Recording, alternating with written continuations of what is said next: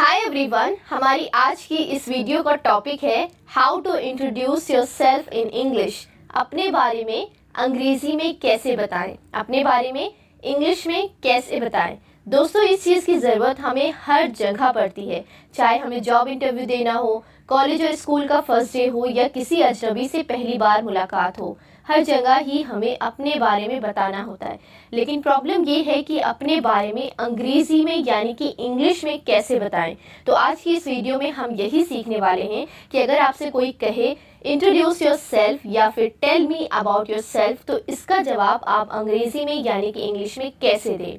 और ये टॉपिक बहुत ही ज़्यादा इंपॉर्टेंट टॉपिक है और ये आपको लाइफ में हर जगह काम आने वाला है, इसलिए प्लीज़ वीडियो को ध्यान से पूरा एंड तक ज़रूर देखिएगा। तो चलिए वीडियो को शुरू करते हैं। और वीडियो को शुरू करने से पहले अगर आपने अभी तक मेरे यूट्यूब चैनल को सब्सक्राइब नहीं किया है तो प्लीज़ सब्सक्राइब कर लीजिए, क्योंकि मेरे चैनल पर मैं आप लोगों के लिए आसानी से इंग्लिश बोलने से रिलेटेड वीडियोज़ रेगुलर लाती रहती हूँ। सेल्फ इंट्रोडक्शन में सबसे पहली चीज़ जो आपको करनी है, कहनी है, वो है सामने वाले को ग्रीटिंग विश करना है।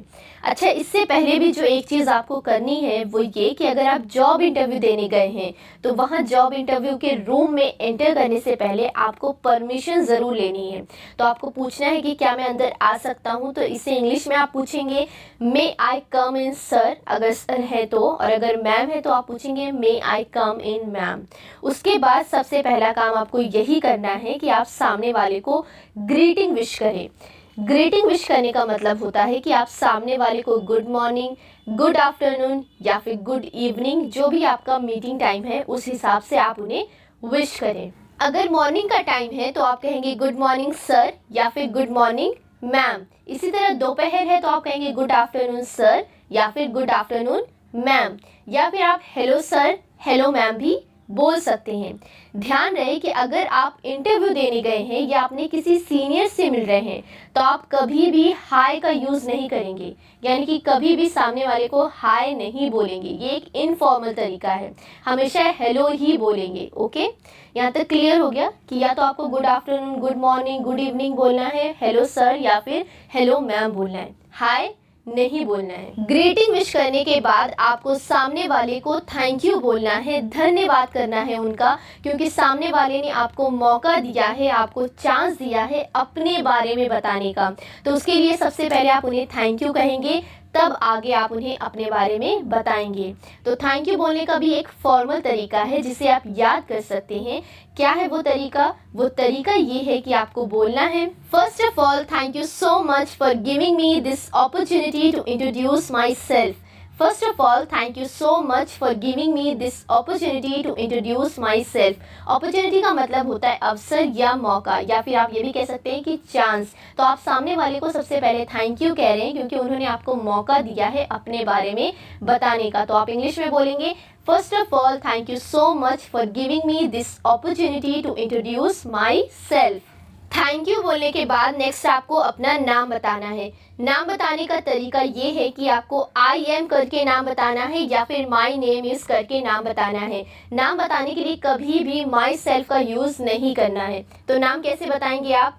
For example, I am Tahmina Khan, मेरा नाम तहमीना खान है तो मैं बताऊंगी आई एम तहमीना खान, या फिर my name is Tahmina Khan. जो भी आपका नाम है वो आप आई एम या फिर माई नेम इज़ करके बता सकते हैं। ठीक है, यहाँ तक समझ आ गया, क्लियर है कि कैसे अपना नाम बताना है, कैसे थैंक यू बोलना है, इतना क्लियर हो गया। अब आगे बढ़ते हैं। नेक्स्ट आपको बताना है प्लेस। प्लेस मतलब जगह, यानी कि आप किस जगह से आए हैं, आप रहते कहाँ हैं, वो आपको बताना है। इसे बताने के भी दो तरीके हैं। पहला, आई एम फ्रॉम करके आप बता सकते हैं कि आप कहाँ से आए हैं या आप कहाँ रहते हैं। दूसरा तरीका है आई बिलोंग टू। ये दोनों तरीके हैं, आई एम फ्रॉम या फिर आई बिलोंग टू। तो आप इसे कैसे बताएंगे? फॉर एग्जाम्पल, अगर मैं दिल्ली में रहती हूँ तो मैं बोलूँगी आई एम फ्रॉम दिल्ली या फिर आई बिलोंग टू दिल्ली। लेकिन ये आपको तब बोलना है जब आपका इंटरव्यू दिल्ली से बाहर हो रहा है, तब आप बोलेंगे I am from Delhi, I belong to Delhi. दोनों में से एक बोलना है, दोनों नहीं बोलना है, दोनों में से एक बोलना है। या फिर आप बोल सकते हैं आई एम फ्रॉम दिल्ली या आप बोल सकते हैं आई बिलोंग टू दिल्ली। ये आपको तब बोलना है जब आपका इंटरव्यू हो रहा है आपके शहर से बाहर, यानी कि दिल्ली से बाहर हो रहा है, तब आप ऐसे बोलेंगे। लेकिन अगर आपका इंटरव्यू दिल्ली में ही है तब आप ये नहीं बोलेंगे कि आई एम फ्रॉम दिल्ली, तब आप बोलेंगे I am from Delhi itself, या फिर I belong to Delhi itself. इस तरह आप बोलेंगे कि मैं दिल्ली से ही हूँ। इसे इंग्लिश में बोलेंगे I am from Delhi itself, या फिर I belong to Delhi itself. ठीक है, यहाँ तक समझ में आ गया कि अगर आपका इंटरव्यू दिल्ली में हो रहा है तब आप बोलेंगे I am from Delhi itself, और अगर आपका इंटरव्यू दिल्ली से कहीं बाहर हो रहा है और आप दिल्ली से हैं तब आप बोलेंगे आई एम फ्रॉम दिल्ली। ठीक है, क्लियर हो गया। तो ये तो हो गई थोड़ी बहुत इन्फॉर्मेशन आपके बारे में कि आपका नाम क्या है और आप हैं कहाँ से। इसके बाद आपको अपनी क्वालिफिकेशन बतानी है, जो बहुत ही ज़्यादा इंपॉर्टेंट है। अगर आप जॉब इंटरव्यू देने गए हैं तो आप अपनी क्वालिफिकेशन कैसे बताएंगे। अब मैं मान के चल रही हूँ कि अगर आप जॉब इंटरव्यू देने गए हैं तो आप ग्रेजुएट तो होंगे ही, यानी कि आपने अपना ग्रेजुएशन कंप्लीट कर लिया होगा। तो अगर फॉर एग्जांपल मान लेती हूँ कि मैंने बीएससी कंप्लीट किया है और ये मेरी क्वालिफिकेशन है, तो मैं इसे कैसे बताऊंगी। तो ये इस तरह बताऊंगी मैं, आई did my graduation in BSc from Allahabad university. I did my graduation in BSc from Allahabad university. अगर आपने बीएससी नहीं किया बल्कि कोई और कोर्स किया है और किसी और कॉलेज से किया है तो आप दोनों चीज़ यहाँ पे चेंज कर देंगे।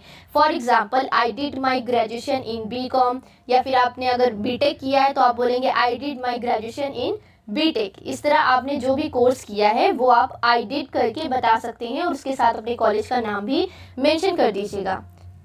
क्वालिफिकेशन बताने के बाद आपको अपनी पर्सनालिटी के बारे में बताना है, जिससे सामने वाला आपसे और भी ज़्यादा इम्प्रेस हो सके। तो अपनी पर्सनालिटी के बारे में बताने के लिए आप कुछ सेंटेंसेस का यूज़ कर सकते हैं जो मैं आपको बताऊंगी, और इसे आप सर या मैम करके बोल सकते हैं। तो आपको बोलना है, sir I am open minded, I am a goal-oriented person, I am a creative and hard-working person, and my strength is I am self-motivated and disciplined person। इतना काफ़ी है आपको अपनी पर्सनालिटी बताने के लिए। तो आप इन सेंटेंसेस का यूज़ कर सकते हैं अपनी पर्सनालिटी के बारे में बताने के लिए। नेक्स्ट आपको बताना है अपना एक्सपीरियंस। लेकिन अगर आपके पास कोई एक्सपीरियंस नहीं है, आपने अभी अभी अपना कॉलेज पास आउट किया है, जॉब के लिए अप्लाई किया है, तो आप कहेंगे I am fresher.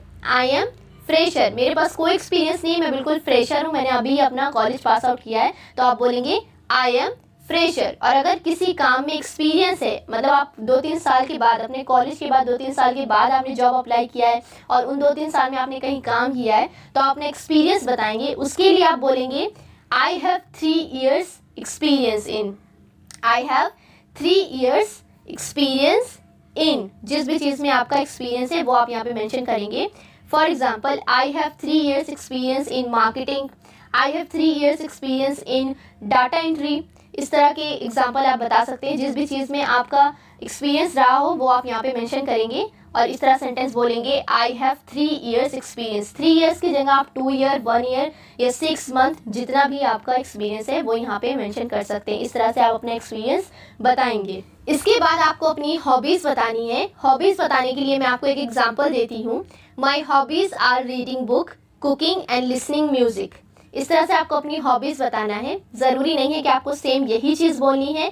My hobbies are करके आपको जो भी अच्छा लगता है वो आप बताएंगे।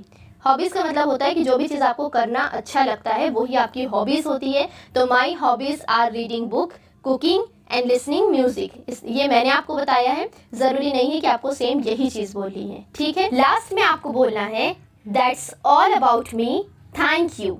ये बोल के आपको अपना सेल्फ इंट्रोडक्शन कंप्लीट करना है। ठीक है, that's all about me, thank you. So friends, I hope this video is helpful for you. If yes, then don't forget to like, share and subscribe. Thank you.